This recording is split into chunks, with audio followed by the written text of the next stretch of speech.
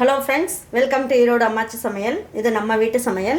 இன்னைக்கு நம்ம பார்க்க போறது வாழை தண்டை வச்சுட்டு எப்படி சாம்பார் வைக்கலாம்னு பாப்போம். இதுவுமே நல்ல டேஸ்டா சூப்பரா இருக்கும். இது எப்படி செய்யலாம்னு பாப்போம் வாங்க. நம்மளோட சேனலை சப்ஸ்கிரைப் பண்ணாதவங்க சப்ஸ்கிரைப் பண்ணிக்கங்க. சமையல் குறிப்புகள்லாம் உடனே உங்களுக்கு வேணும்னு நினைச்சீங்கன்னா பக்கத்துல இருக்க பெல் பட்டனை அழுத்தி வச்சுக்கோங்க. அப்படியே Facebook, Instagram, ஷேர் சாட்டை ஃபாலோ பண்ண மறந்துடாதீங்க.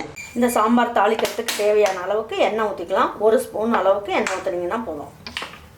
1/4 ஸ்பூன் அளவுக்கு கடுகு போட்டுக்குவோம். 1/4 ஸ்பூனோட கம்மியாக வெந்தயம் போட்டுக்கலாம். ஒரு 2 பிஞ்ச் அளவுக்கு ஜீரகம் போட்டுக்கலாம். இது பொரியும் போதே ஒரு 2 பிஞ்ச் அளவுக்கு பெருங்காயம் போட்டுக்கலாம். இது நல்லா பொரிஞ்சதுக்கப்புறம் ஒரு இனுக்கு கருவேப்பிலை. இதுலேயே 3 பச்சை மிளகாய் போடுறேன். இது நம்ம கீரியெல்லாம் போட வேண்டாம், முழுசாகவே போட்டுக்கலாம். இதுலேயே ஒரு 6 பல் பூண்டு எடுத்து வச்சுருக்கேன். இதை தட்டி போட்டாலும் பரவாயில்ல, முழுசாக போட்டாலும் பரவாயில்ல. இதில் ஒரு கைப்பிடி அளவுக்கு சின்ன வெங்காயம் எடுத்து வச்சுருக்கேன். இதையும் போட்டுக்கலாம். இந்த வெங்காயம் வதங்கும் போது இந்த சாம்பாருக்கு தேவையான அளவுக்கு மஞ்சள் தூள் போட்டுக்கலாம்.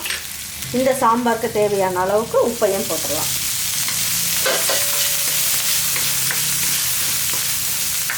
இதில் நான் என்ன பண்ணியிருக்கேன், பெரிய தக்காளியை 2 தக்காளியை கட் பண்ணி வச்சுருக்கேன். அதையும் போட்டுக்கலாம்.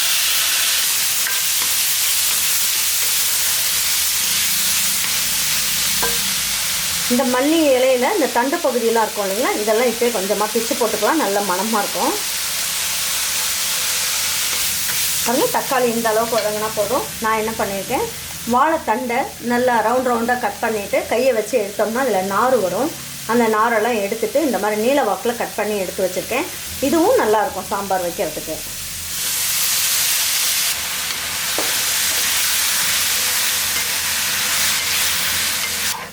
இந்த 1 நிமிஷத்துக்கு நல்லா வதக்கிக்கலாம். நம்ம போடும் போது நல்லா பெருசாக இருந்தது. இப்போ வதக்கினோன்னா நல்லா சுருண்டுருச்சு பாருங்கள் காய். இது நம்ம வீட்டில் அரைச்சி வச்ச குழம்பு மிளகாய் தூள் தான். இதுலேயே சாம்பார் வச்சா நல்லா டேஸ்ட்டாக இருக்கும். டேபிள் ஸ்பூனில் 1 ஸ்பூன் அளவுக்கு போட்டுக்கணும். இந்த அளவுக்கு நல்லா வதக்கியாச்சு. இப்போ இது முழுகிற அளவுக்கு தண்ணி ஊற்றிக்கலாம்.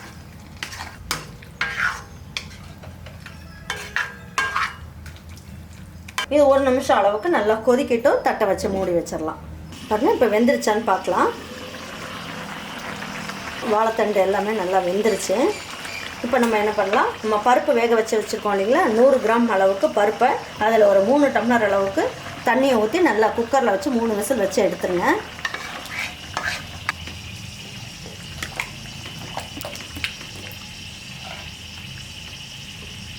இதுலேயே இன்னும் கொஞ்சம் தண்ணி ஊற்றிக்கலாம்.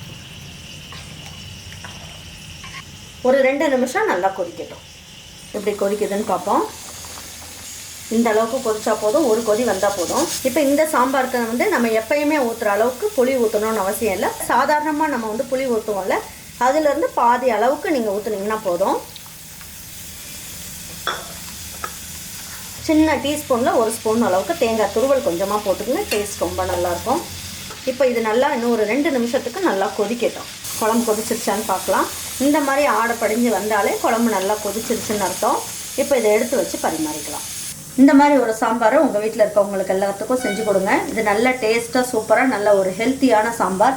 கண்டிப்பாக இந்த மாதிரி ஒரு ஹெல்த்தியான சாம்பார் உங்கள் வீட்டில் இருக்கவங்க எல்லாருக்குமே செஞ்சு கொடுத்துட்டு அவங்களுக்கெல்லாம் பிடிச்சிருந்ததுன்னா லைக் பண்ணுங்கள், ஷேர் பண்ணுங்கள், சப்ஸ்கிரைப் பண்ணுங்கள், மறந்துடாமல் கமெண்ட்ஸ் பண்ணுங்கள். தேங்க்யூ ஃபார் வாட்சிங் ஈரோடு அம்மாச்சி சமையல். தேங்க்யூ.